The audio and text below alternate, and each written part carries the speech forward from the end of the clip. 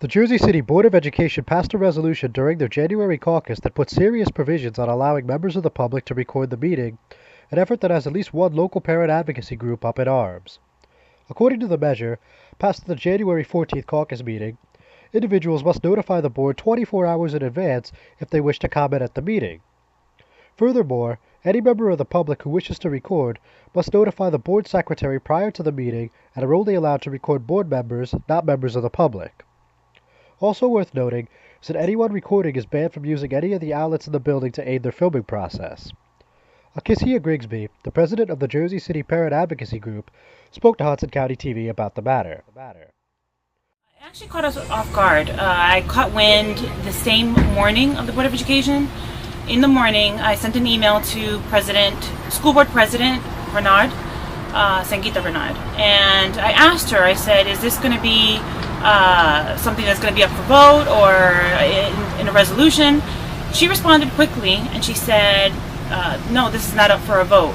Now, in my email, I was very clear that I had no idea or I had not known about public comments being banned. So it was more of her playing semantics. And was there ever a reason given on why this was going to be the new policy? Yes, and it was actually, it doesn't make sense. There's two reasons. One is that she mentioned that the public would not be encouraged to come out and speak because there are other groups that kind of take precedence. They're just very loud, and she wanted to kind of prohibit that loudness so that people who normally wouldn't speak would come up to speak, which I thought was kind of weird. The other one was she said that people feel intimidated by having a video camera. Now, when I asked her about that, I said, what about giving the public the option to be videotaped or not? That was never addressed, and that was never an option.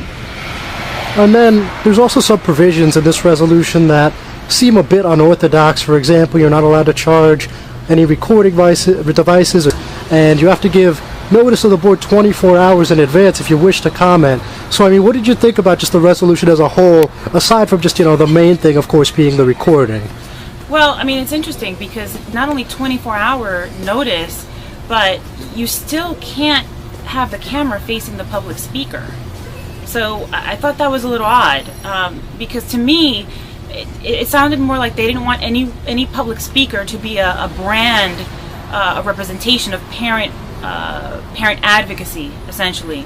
In the Hispanic community and the African American community, we need to be able to look at someone who's taking on charge of issues, and we need to identify with that person. So if you have a speaker speaking on some issues that resonate with, let's say, a more silent parent, they're going to feel connected. And if you take away that, parent involvement is not going to be effective. I just want to bring up one point, is that we made so much effort to get video recording for the community when we were trying to get Dr. Epps out of the superintendent position because we felt like we weren't connected with the Board of Education.